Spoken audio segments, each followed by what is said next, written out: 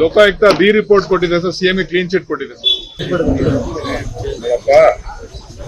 ನಾನು ಪ್ರಾರಂಭದಲ್ಲೇ ಅವರು ಪಾದಯಾತ್ರೆ ಬೆಂಗಳೂರಿಂದ ಮೈಸೂರಿಗೆ ಪಾದಯಾತ್ರೆ ಮಾಡಿದಾಗ ಬಿಜೆಪಿ ಜನತಾ ದಳದವರು ಆವತ್ತೇ ನಾನು ಏನ್ ಹೇಳಬೇಕು ಎಲ್ಲ ಹೇಳಿದ್ದೇನೆ.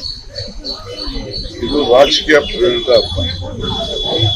ಅವ್ರಿಗೆ ಯಾವ್ದು ಸಿಗ್ನೇಚರ್ ಇಲ್ಲದೆ ಹೋದಾಗ, ಅವ್ರಿಗೆ ಯಾವ್ದು ಸಂಬಂಧ ಇಲ್ಲದೆ ಹೋದಾಗ, ಅವ್ರು ಪ್ರಾಪರ್ಟಿಗೆ ಕಾಕೊಂಡವರು ಕ್ಲೈಮ್ ಕೇಳ್ತಾರೆ.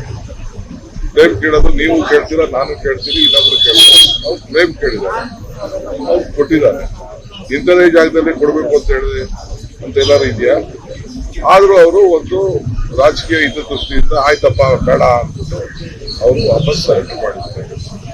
ಸೊ ಯಾವ್ದಾದ್ರು ಒಂದು ಏನಾದ್ರು ಒಂದು ಕೇಸ್ ಆಗ್ಬೇಕಾದ್ರೆ ಏನಾದ್ರು ಎವಿಡೆನ್ಸ್ಗಳಿರ್ಬೇಕು. ಏನ್ ಎವಿಡೆನ್ಸ್? ಯಾವ ಎವಿಡೆನ್ಸ್ ಇಲ್ಲ ಆಯ್ತು. ಸೊ ಲೋಕಾಯುಕ್ತ ಅವ್ರ ಡ್ಯೂಟಿ ಅವ್ರು ಮಾಡಿದ್ದಾರೆ.